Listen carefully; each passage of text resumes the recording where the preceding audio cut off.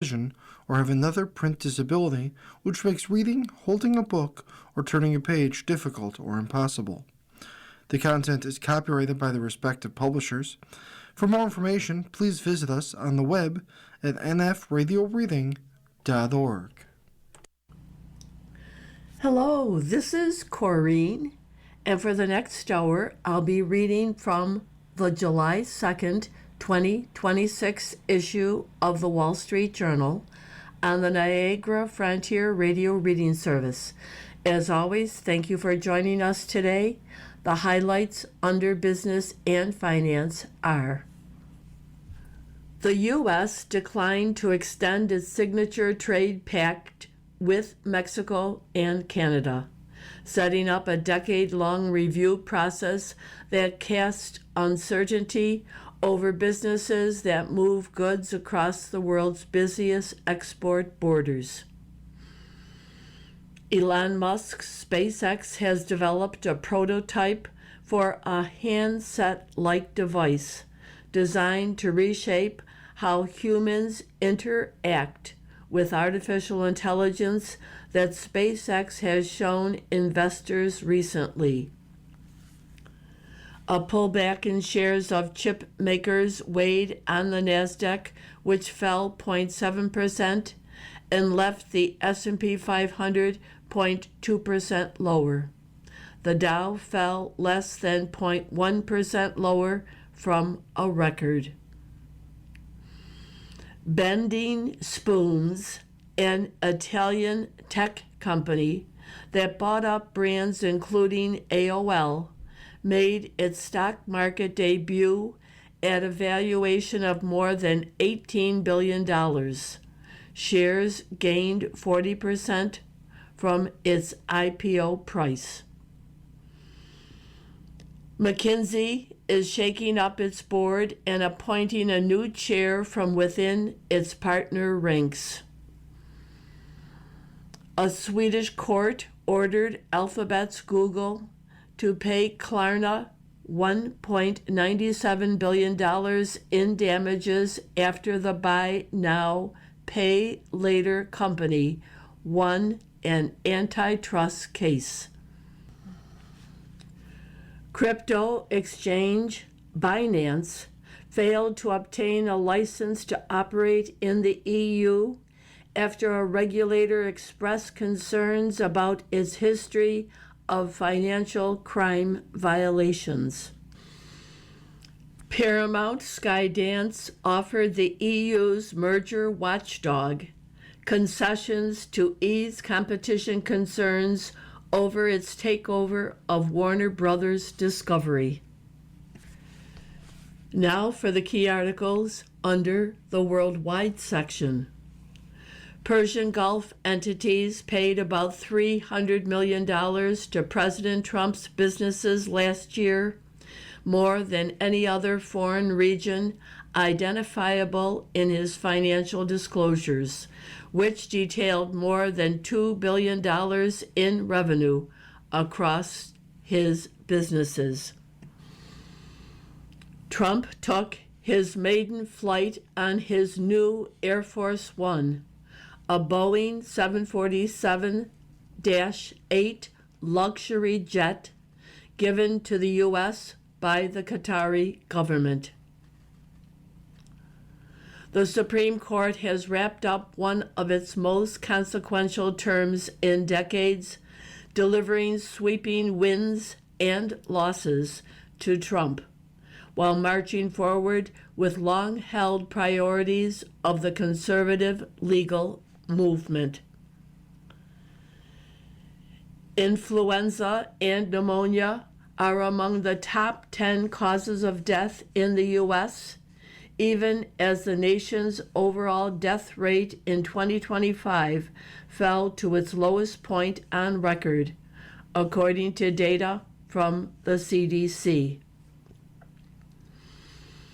Former CIA Director John Brennan sued the Trump administration to force officials to preserve records from criminal probes targeting him.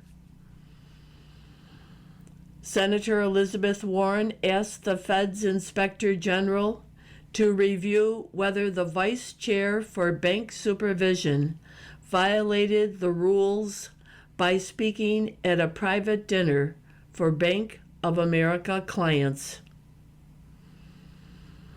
British police officers who handcuffed and arrested a stabbing victim as he lay dying are being investigated for potential gross misconduct.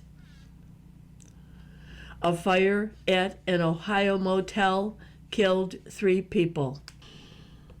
A Democratic socialist defeated a longtime Colorado Congresswoman, and Senator Michael Bennet lost his gubernatorial bid to the state's combative attorney general in the state's Democratic primary.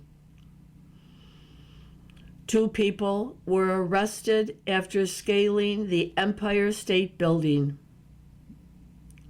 Died Victor Willis, 74, Village People co-founder. The picture on today's front page shows President Trump pointing to his new Air Force One. And that headline reads, Qatari gift makes maiden flight as Air Force One. The caption, new ride. President Trump heads for his first trip on a jet Qatar donated to the U.S., which gave it a $400 million overhaul. The article, Qatari gifted Air Force One put in service, by Meredith McGraw and Marcus Weisgerber. Aboard Air Force One, a new paint job, lie flat leather seats, and library cases. President Trump on Wednesday took his maiden flight on his long-awaited new Air Force One, a Boeing 747-8 luxury jet that was given to the U.S. by the Qatari government. A Wall Street Journal reporter was among a small group of reporters on the trip. The jet has undergone a $400 million overhaul to equip it with state-of-the-art security and technology for the president, such as a new communications systems. The renovation also included some alterations to the lavish interiors of the Qatari royal family's private plane. The president pored over exterior designs for the plane, which replaces the old Air Force One's signature white and baby blue color scheme with a red, white, navy, and gold paint job that resembles the look of Trump's personal jet. The press cabin of the new plane is more spacious than it was on the previous Air Force One, filling the back corner of the jet. Senior White House staff and security officials sit in a separate area nearby. The only channel available on the televisions on Wednesday, Fox News. The president landed in North Dakota on Wednesday for the opening of the Theodore Roosevelt's Presidential Library. Quote, "This will be the first flight of what I think is maybe the greatest commercial plane ever built," Trump told reporters Wednesday morning before boarding. The new plane will be in temporary use until 2 presidential aircraft that have long been delayed are delivered. The jet replaces the Boeing 747-200 aircraft that had served as Air Force One since George H.W. Bush's presidency. The plane was donated to the U.S. by the Qatari government last year after Trump complained that the presidential planes he flew on were too old and small. Trump has dismissed criticism over the donation, including concerns from both Democrats and Republicans about the ethics and national security implications of accepting the plane. You can't do two things. You can low-key it or you can show it, and I think the country should be very proud of it, Trump said. Articles from the front page follow. President is raking in cash from deals in the Middle East. Payments from the region in 2025 were $300 million, mostly from a crypto sale. By Elliot Brown. The Middle East has been good for President Trump's bottom line. Entities from the Gulf paid around $300 million to the president's businesses last year, more than any other foreign region identifiable in his financial disclosures released Tuesday, which detailed more than $2 billion in revenue across his businesses. By far the largest chunk from the region, Trump got $263 million from the sale of half his stake in cryptocurrency company World Liberty Financial, according to the documents. The Wall Street Journal in January reported the previously secret deal was with an entity backed by the Sheikh Tahnoon bin Zayed Al Nahyan, a top royal in the United Arab Emirates, who is brother to the country's president. The remainder of the Gulf money came from two Middle East developers who have launched a flurry of Trump-branded towers and golf courses in the region in the past 3 years. The haul of cash by a sitting president is unique and presents the U.S. public with a stark new reality of White House occupant who has great political power and wealth from a business empire open to deal-making. It is also a remarkable turnaround in fortunes for Trump, who just 2 years ago, the year he won a second term, faced a massive cash call from judgments in civil lawsuits. The payments came from a region that sits at the center of Trump's foreign policy. Trump launched a war against Iran, has been a stalwart backer of Israel's campaign in Gaza, and has pushed rich Arab nations to invest heavily in the U.S. In 2025, the year the report covers, the wealthiest Middle East governments eagerly embrace the new administration. Qatar gave the president a plane as a gift, which recently entered service as Air Force One. That country, along with Saudi Arabia and the United Arab Emirates, committed to major investment deals in the U.S. The cryptocurrency sale, a deal struck 4 days before the 2025 inauguration, and other payments to Trump and close advisors are how things have worked for a very long time in the Gulf, said David Schenker, who was the State Department's top Middle East official during Trump's first term. You are listening to a reading of articles and features from the Wall Street Journal on the Niagara Frontier Radio Reading Service. U.S. won't extend North American Trade Pact.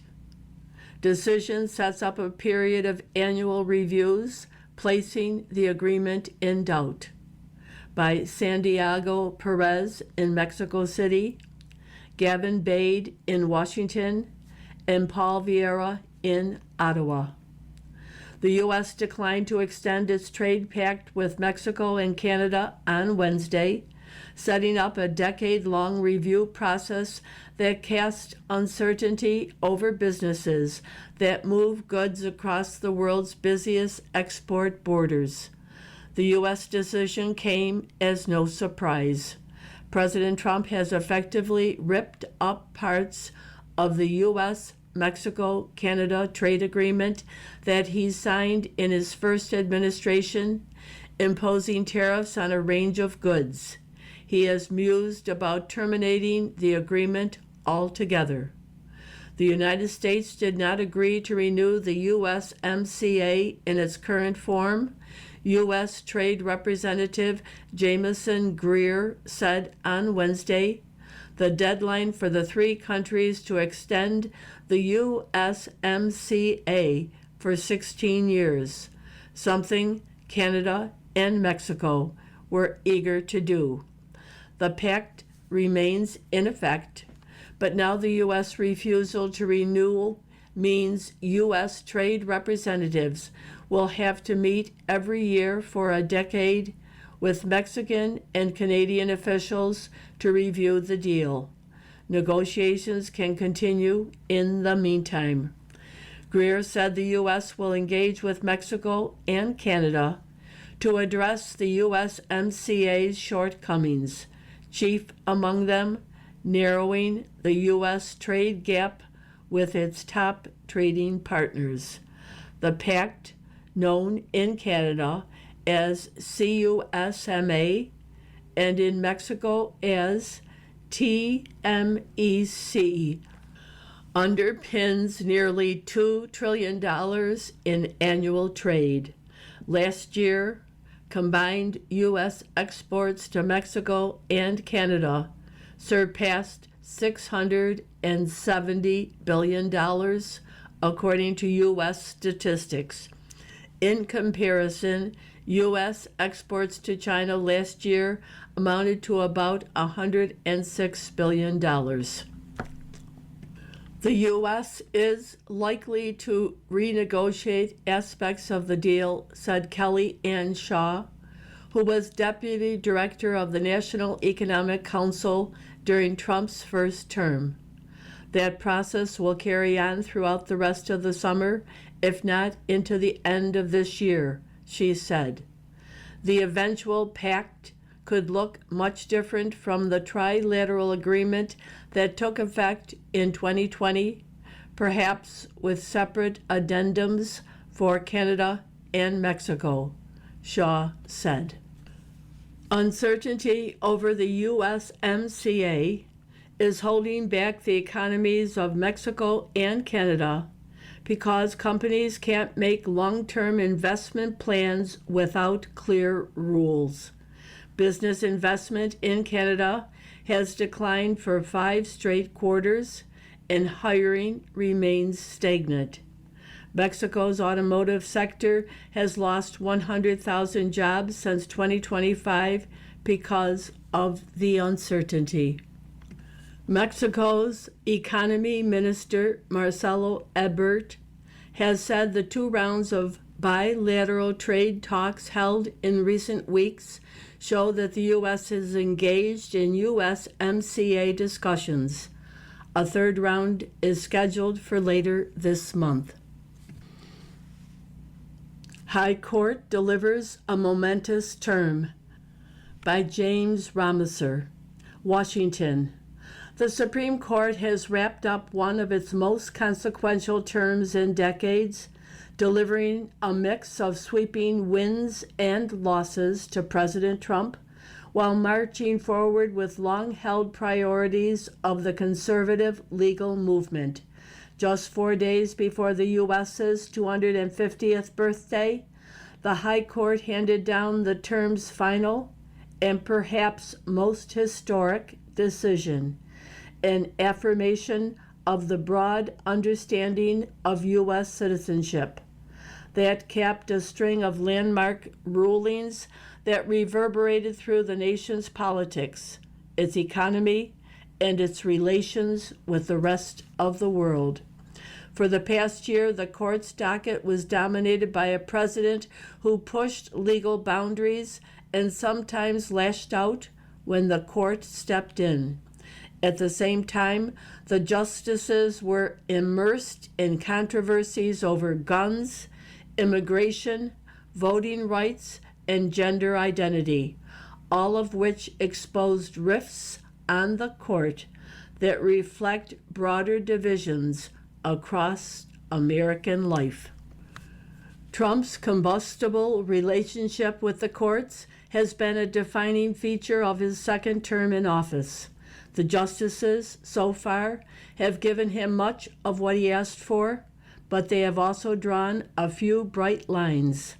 Since Trump's return to the White House, the court's 6-justice conservative majority has used short-form interim rulings to allow an array of his policies to quickly take effect, including on deportations, withholding of foreign aid, and layoffs of federal workers. Recently, the president began scoring long-term victories. Last week, the court affirmed Trump's broad authority to implement key aspects of his immigration crackdown. On Monday, in Trump's biggest win of the term, the court agreed with him that the president has inherent authority to control most policy-making agencies, even if Congress tried to shelter them from political pressure. But some big recent losses for Trump have piled up too. The court rejected a lawsuit filed by the Republican Party and supported by the administration that would have disallowed some mail-in ballots during the 2026 midterm elections. The court rebuffed several other attempts by Trump, a Republican, to claim powers that no president before him has ever asserted. It struck down his global tariffs program, blocked him from remaking the Federal Reserve, and stopped him from denying citizenship to U.S.-born children of undocumented immigrants or temporary visitors. Some legal commentators see Trump's mixed record as proof of the court's independence. Air conditioning polarizes Europe. Record heat challenges long-standing resistance, sparks political battles. By Matthew Dalton, Paris. Luca Fanaro, a 32-year-old with a rare genetic illness, suffered through this month's record-breaking heat wave in his apartment in the French capital without an air conditioning system. His neighbors won't allow one. They have refused his request to install a unit in the courtyard of his building in the Marais, a bustling neighborhood in central Paris. They said the device would be too loud. Fanaro, who relies on a wheelchair and breathes through a ventilator, has taken the neighbors to court, his family spending thousands of dollars on a legal battle that has lasted 2 years and counting. If it's too hot, disabled people get dehydrated and it's difficult to breathe, said Fanaro. Europeans have long shunned air conditioning, viewing it as noisy, a blight on their architectural heritage, and above all, unnecessary, as long as the summers were mild. They feared widespread adoption of energy-hungry technology would undermine their ambition to lead the fight against climate change. That resistance, however, is colliding with the realities of a continent where the temperatures are rising faster than any other region on the planet. Years of record-breaking heat waves have placed strains on the continent's health systems as well as its economy. Thousands of schools across Western Europe, which are rarely air-conditioned, shut down during the latest heat wave, forcing many parents to stay home. Businesses closed, factories cut back production, rail lines were suspended. Economists at the Dutch bank ING said the heat wave brought back memories of the pandemic lockdowns. The fight over the future of air conditioning is now shaping political debates across the continent, pitting politicians on the right, who want a massive plan to install air conditioning, against those on the left, who fear the environmental impact. Before celebrities marry, they deploy special ops. By Javi Lieber. The logistics of planning a wedding for a celebrity can sound a lot like warfare. Former Navy SEALs stationed at the door, German Shepherds sniffing the perimeter, radio frequency jammers scrambling the Wi-Fi signal, drones that shoot down spying drones, locked and loaded.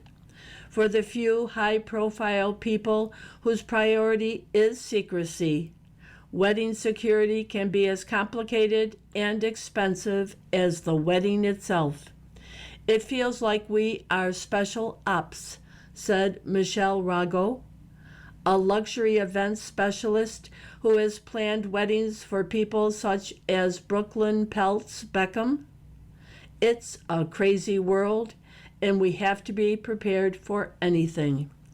When Taylor Swift and Travis Kelce get married, with chatter mounting that a celebration will take place this weekend at Madison Square Garden, the couple will need an ironclad security plan.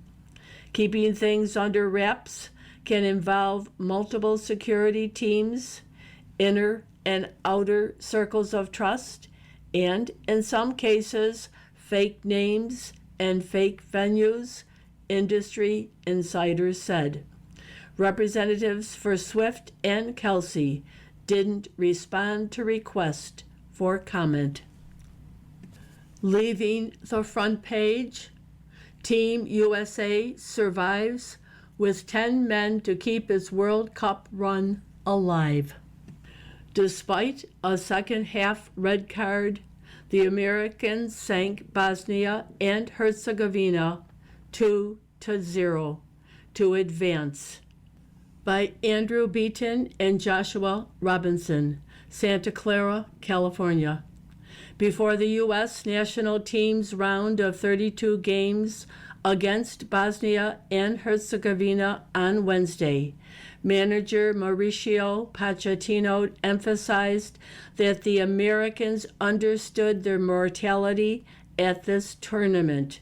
No matter how heavily favored they were before kickoff, this game, he explained, was the final of the World Cup. And if we were capable to go through, he added, the next one is going to be another final of the World Cup.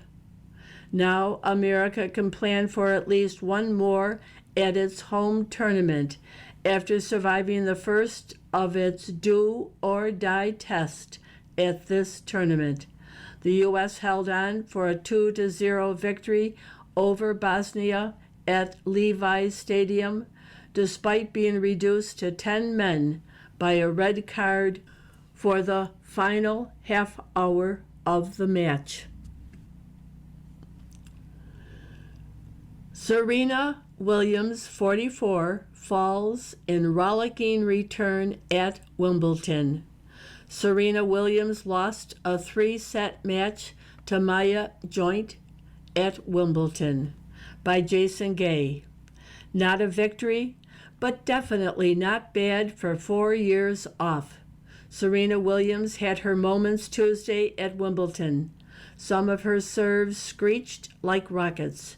She hit a couple of sizzler forehands that found the lines. She saved a match point.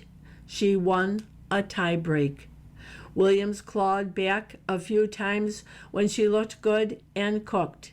And when she did that, she let out a signature Serena, come on.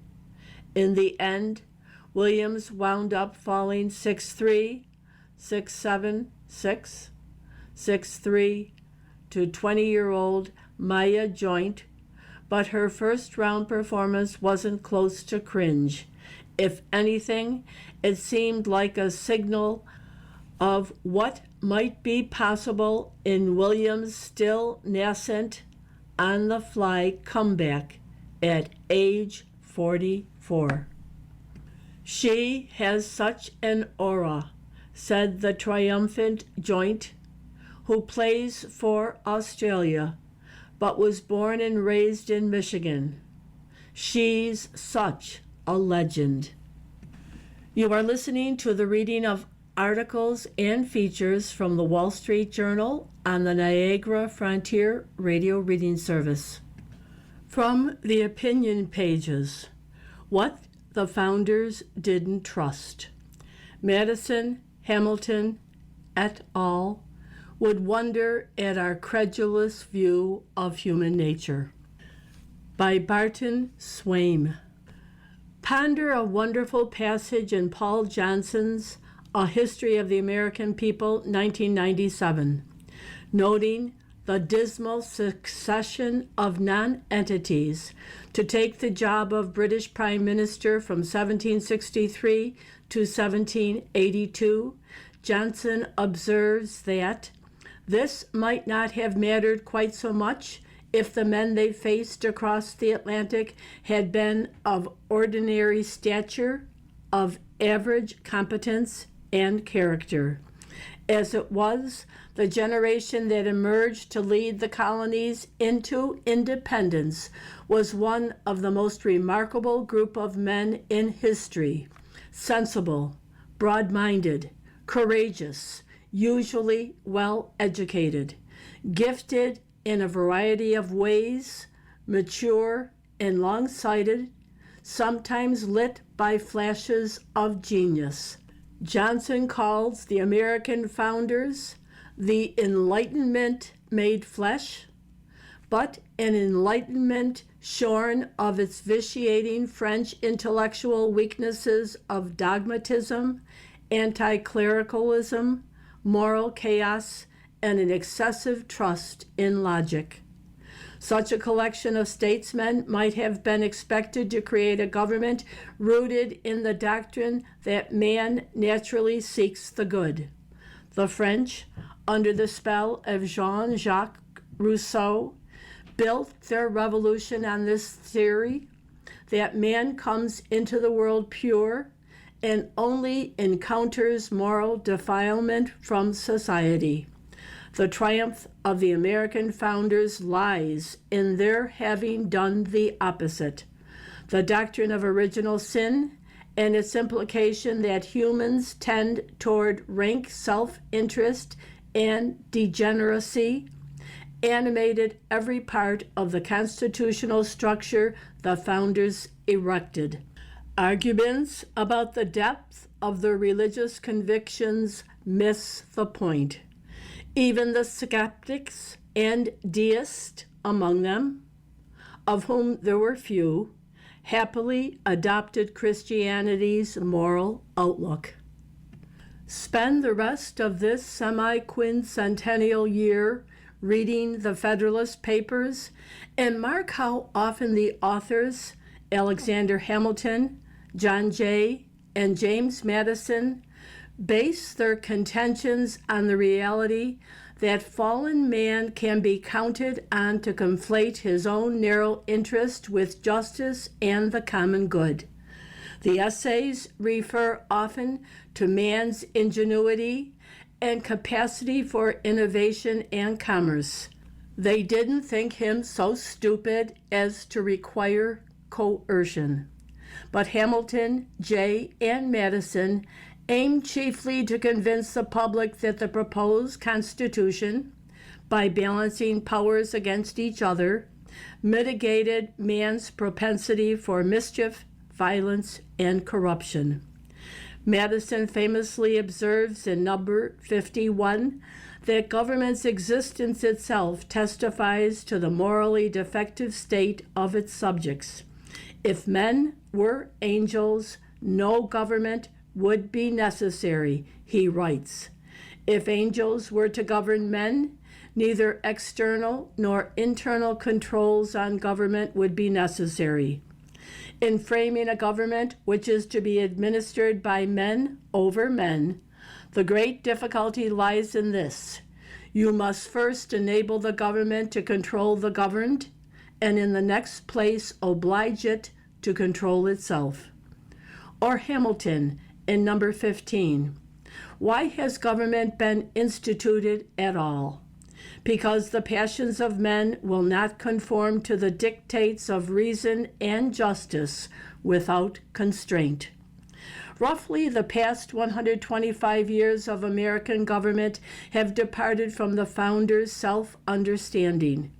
Woodrow Wilson and his progressive heirs created an assemblage of government agencies whose technocratic managers bore no accountability to elected leaders. The expansion of social welfare programs, begun by the New Deal and supercharged by the Great Society, hypothesized that recipients would use the dole as a chance to get ahead rather than a way to avoid productivity. American leaders in this period negotiated agreements with hostile foreign powers, Russia, North Korea, Iran, in the belief that generous treatment by the U.S. would coax those powers into better behavior. Socialism, rose-tinted as ever, beckons again today. America's founders, to a man, as I suspect, would have viewed 20th and 21st century politics as a long series of gambles that human nature might suddenly repair itself. Some number of influencers on the American right, variously called post-liberals or national conservatives, want to use industrial and social welfare policy, formerly instruments of the left, for allegedly conservative ends. They place more faith in human nature than the founders did. A note of hope. The Supreme Court this week signaled its sympathy with the founders' distrust of human nature by overturning Humphrey's Executor versus the U.S., the 1935 decision that endorsed the creation of all those independent, expert-led federal agencies. The post-religious belief in humanity's essential goodness, together with the loss of any understanding of sin, quaint word, was supposed to lead to a gentler, less judgmental world. It has done the opposite. Reject the doctrine of man's depravity if you like. The world's abundance of depravity still demands explanation. The revolutionaries in France explained it by making clergy, nobles, and monarchy the sources of everybody's woes. The Marxists blamed the bourgeoisie and capitalist. Their descendants today, similarly bereft of any conception of fallenness, pin the world's ills on people who hold the wrong political views. When the authors of the Federalist Papers spoke of the passions of men, or of men consistently failing to behave like angels, they acknowledged themselves too as passion-prone and defective. The old understanding of man as inherently flawed had a humbling and leveling effect, just as the rejection of it has encouraged political actors across the West to treat their opponents as subhuman spreaders of evil. To recover a saner, less embittered politics may be as simple and as difficult as recovering the Founding Fathers' anthropology. Heritage Americans, an un-American idea. Today our nation is more than an idea, but 250 years ago an idea was all it was, by Karl Rove. It hangs where I see it every day I'm home. The years have taken their toll. The paper has turned brown. The words have faded. It's one of the last remnants of my childhood, a gift from my taciturn Norwegian father. He sometimes read the Declaration aloud on Independence Day. I was especially taken by the sentence that begins, We hold these truths to be self-evident. Those truths still hold and should still stir every American. The historian Gordon Wood put it well. The revolution that the Declaration announced radically and thoroughly transformed American society. It destroyed aristocracy, made the interest and prosperity of ordinary people the goal of society and government, and released powerful, popular, entrepreneurial, and commercial energies. America wasn't built by the rich and powerful, but in large part by discards, rejects, losers, and throwaways who made their way here. Give me your tired, your poor, your huddled masses yearning to breathe free, the wretched refuse of your teeming shore, Emma Lazarus wrote in her 1883 sonnet, later inscribed on the Statue of Liberty's pedestal. Inspired by the Declaration, people have come over the centuries hoping life could be better. Abide by its principles and the Constitution written to secure them. The promise went, and you in America can flourish. We have. What began as pioneers huddled on a narrow coastal strip, an ocean away from the civilization they knew, and facing an immense unknown land, is now a mighty nation that spans a continent. America has become the most prosperous, compassionate, innovative, open society the world has known. Despite our challenges, doubts, and divisions, America still demonstrates every day what a free people can achieve for their families and the nation if we strive to make the Declaration's words real.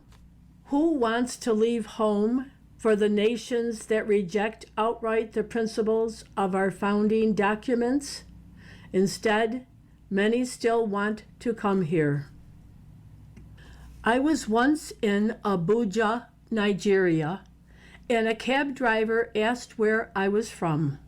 Like all Lone Star chauvinist, I said Texas. He replied, America. I want the American dream.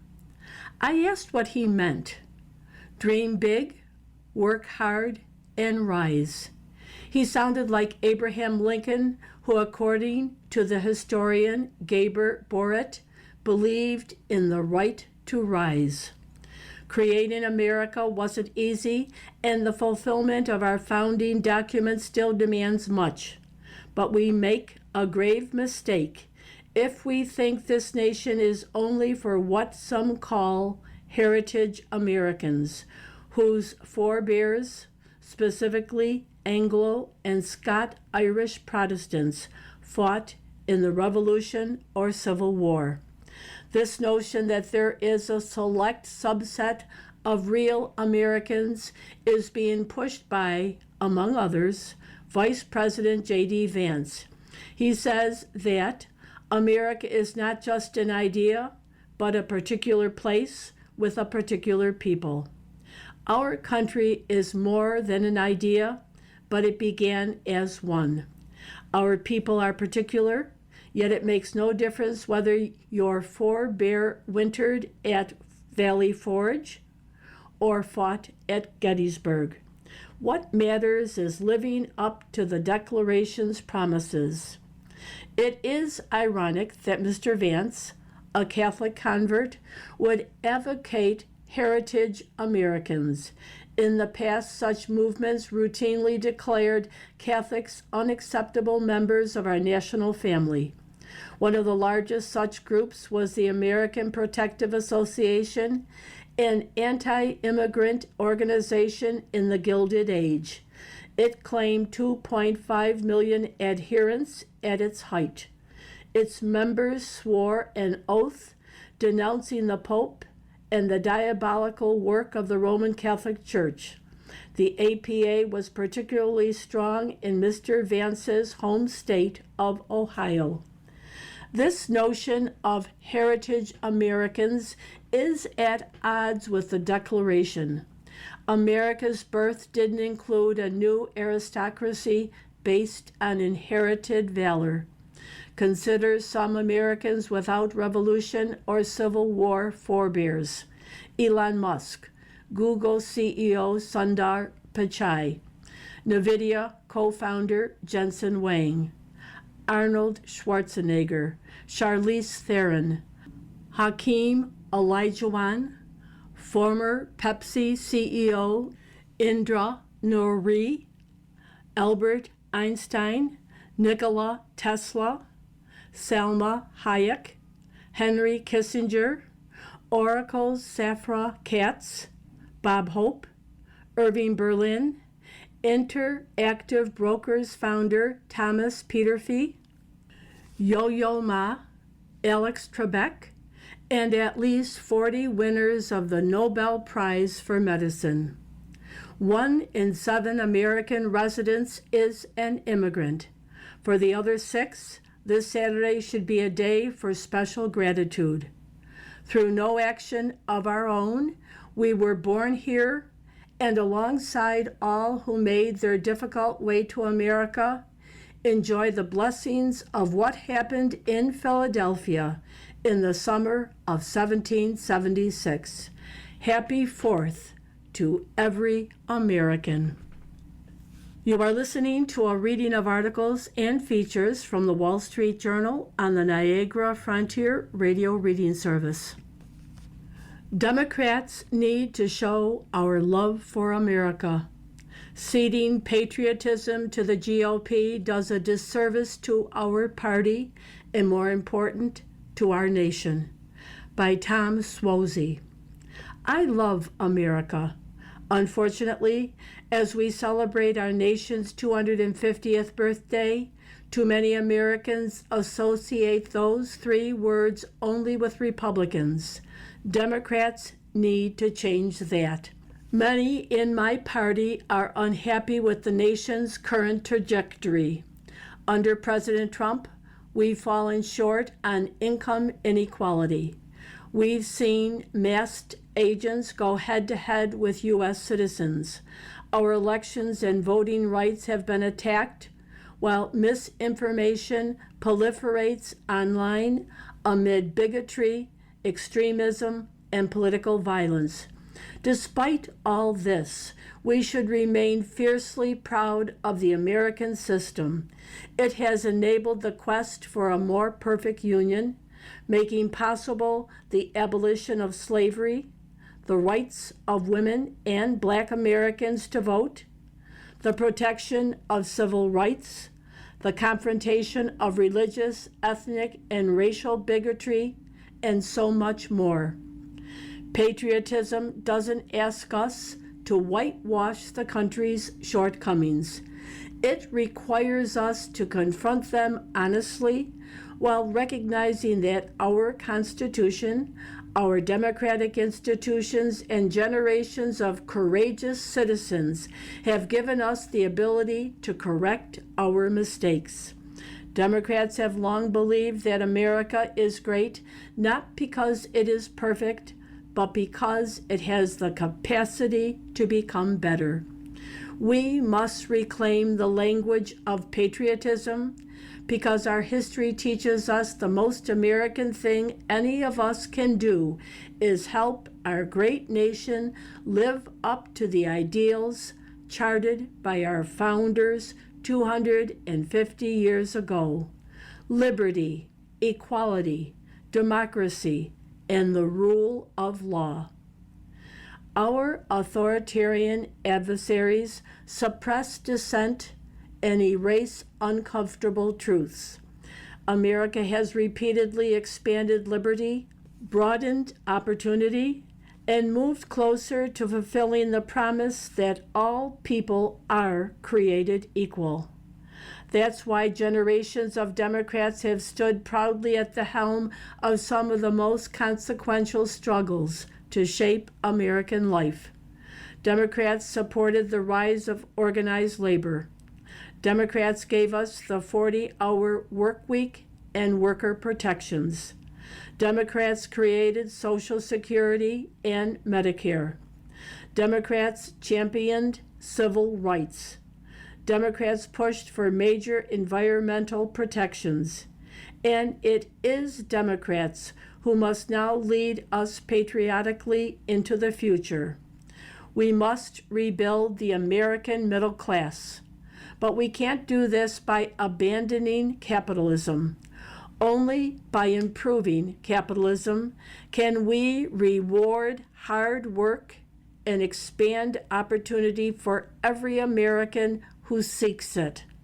Capitalism has helped make America the most innovative and prosperous nation in the world. It has lifted living standards, created opportunity, and helped build the strongest middle class in history. It has powered breakthroughs from the light bulb to the microchip and fueled the ingenuity that defines our nation.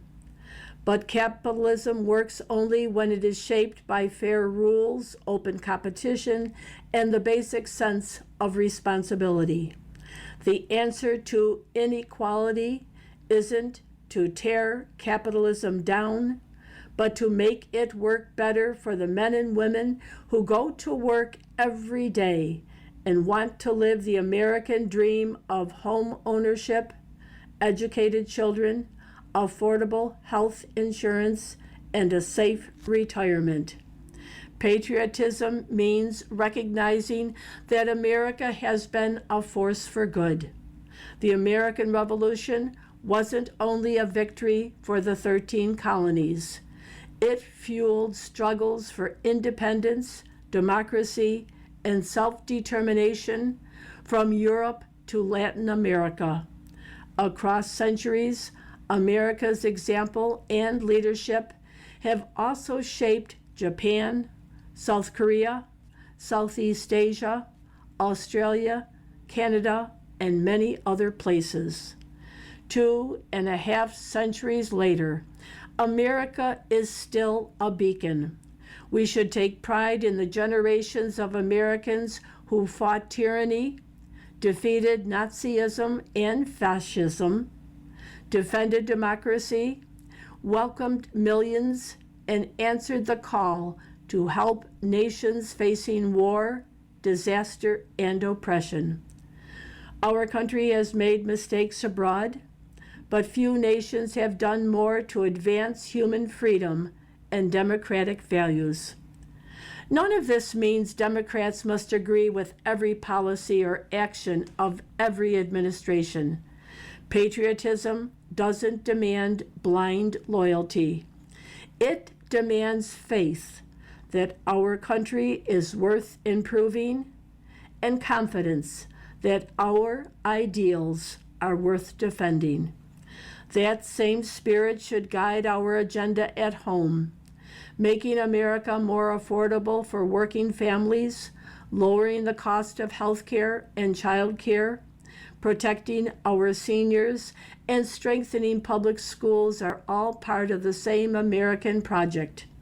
So are investing in infrastructure, science, and clean energy, supporting workers and small businesses, securing our borders while honoring our immigrant heritage, defending voting rights and equal justice, and upholding individual liberty and the rule of law.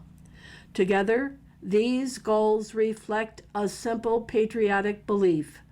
America works best when communities are safe, opportunity is broad, and every citizen has a voice in the nation's future. We should reject both the politics of resentment on the right and ideological purity on the left. Americans are looking for practical solutions, not endless culture wars or litmus tests. The choice Democrats face is clear. We can allow patriotism to to become a partisan label, or we can reclaim a tradition that rightly belongs to every American. Mr. Swozey, a Democrat, represents New York's 3rd Congressional District. To close, there is an article on U.S. inventions, 250 years of innovation nationwide. Airplane flight, Kitty Hawk, North Carolina. Assembly line, Detroit. Henry Ford's integration of moving parts and stationary labor revolutionized global manufacturing, turning the automobile from a luxury into a middle-class staple. Thomas Edison's light bulb, Menlo Park, New Jersey. Atomic energy, Los Alamos, New Mexico. The moon landing, Kennedy Space Center, Florida. Cotton gin, Eli Whitney's mechanical engine exponentially increased production, cementing the South's economic power and tragically entrenching the institution of slavery. Internet, Los Angeles. Refrigeration, Philadelphia. The stock ticker, New York City. Phillips screw, Portland, Oregon. The telephone, Boston. Alexander Graham Bell. Personal computer, Albuquerque, New Mexico. The software revolution was sparked, drawing a young Bill Gates and Paul Allen to start Microsoft. The steel plow, Grand Detour, Illinois. John Deere's self-polishing steel blade allowed settlers to slice through the sticky Midwest sod, unlocking the agricultural potential of the American heartland. Global Positioning System, Los Angeles. Originally a military project managed at the Los Angeles Air Force Base, this satellite-based precision timing changed how the world navigates. We close with words and music by Irving Berlin, 1938. While the storm clouds gather far across the sea, let us swear allegiance to a land that's free. Let us all be grateful for a land so fair as we raise our voices in a solemn prayer. God bless America, land that I love. Stand beside her and guide her through the night with a light from above. From the mountains to the prairies to the oceans white with foam, God bless America, my home, sweet home. You've been listening to a reading of articles and features from the July 2nd, 2026 issue of the Wall Street Journal. We read from the Wall Street Journal every Monday through Thursday at 11 p.m. Your reader has been Corrine. Thank you for listening, and have a wonderful, happy, safe 4th of July. Coming up next in the Niagara Frontier Radio Reading Service, we have the Buffalo Criterion. At 8 o'clock, we have the New York Times. And at 9 o'clock, we have Discover Magazine. Stay with us for these readings and more.